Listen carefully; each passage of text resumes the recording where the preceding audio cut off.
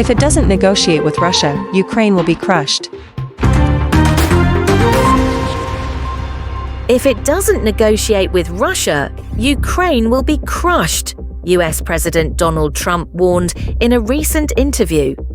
US President Donald Trump has issued a stern warning to Ukraine, suggesting that the country could face a devastating defeat in the near future if it does not swiftly come to the negotiating table with Russia, according to RT.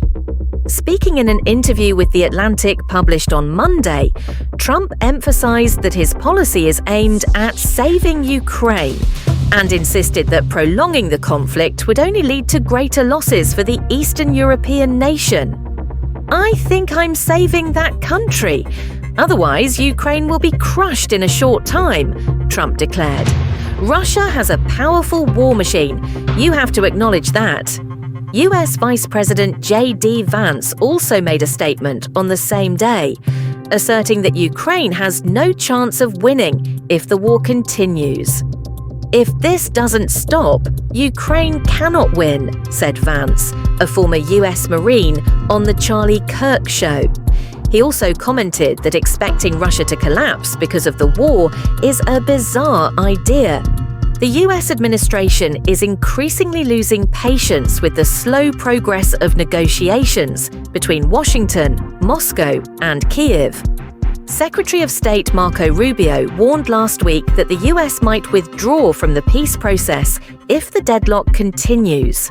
Moscow has repeatedly stated its willingness to engage in peace talks, on the condition that the negotiations address the root causes of the conflict. The Kremlin has also rejected proposals for a temporary ceasefire, citing past experiences where Ukraine and its Western allies used such pauses to rearm their military forces. According to US outlet Bloomberg, Russia has shown no signs of softening its hardline stance, insisting that Ukraine must recognize the new territorial reality, namely the recognition of Crimea and the 4 annexed regions as Russian territory. Bloomberg, citing sources familiar with the matter, reported that the negotiations have reached a stalemate and that direct communication between President Putin and President Trump may be necessary to achieve further progress.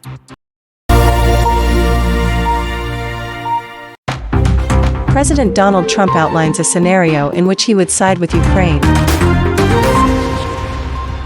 President Donald Trump says Russian President Vladimir Putin could escalate the situation to a point where the US leader would side with Ukraine.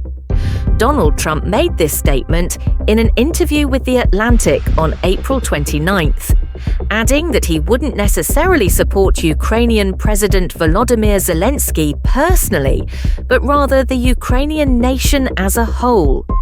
Trump discussed the possibility of a scenario in which he would fully support Ukraine, including with substantial military aid to defend its territorial integrity. It doesn't have to be weapons. There are many kinds of weapons. They don't necessarily have to be bullets. Sanctions can be a weapon. Banks can be a weapon.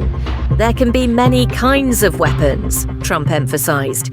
He reiterated that while he doesn't necessarily back Zelensky, he does support Ukraine. Trump added that he's had difficulties dealing with Zelensky and referred to a disagreement in the Oval Office back in February. According to Trump, Zelensky had trouble understanding his point during that meeting. Trump said his recent meeting with Zelensky at the Vatican went well, and that the coming days would reveal whether any progress could be made. Following the meeting, Trump questioned whether Putin actually wants to end the conflict, while also hinting at potential sanctions. US Secretary of State Marco Rubio noted that this week will be critical and potentially decisive for negotiations aimed at securing peace in Ukraine. In a related development, Russian Foreign Minister Sergei Lavrov stated at a press conference on April the 29th that President Vladimir Putin's proposal for a ceasefire on Victory Day over fascism was intended as the beginning of direct negotiations with Ukraine. Our proposal, the one President Putin announced, is to begin direct negotiations without preconditions, Russian Foreign Minister Sergei Lavrov said on April 29th. In this context, the 30-day ceasefire is seen as a prerequisite. It remains unclear whether Lavrov meant that direct talks would begin during the ceasefire period, or if President Putin's announcement itself marked the start of Russia's direct negotiations with Ukraine over the conflict that has now lasted more than 3 years. Previously, Putin declared that Russian forces would suspend all military activity from May 8th until midnight on May 11th, Moscow time, to commemorate the 80th anniversary of victory in the Great Patriotic War. Ukraine responded by calling for a full and unconditional ceasefire, a proposal that Russia has continued to reject.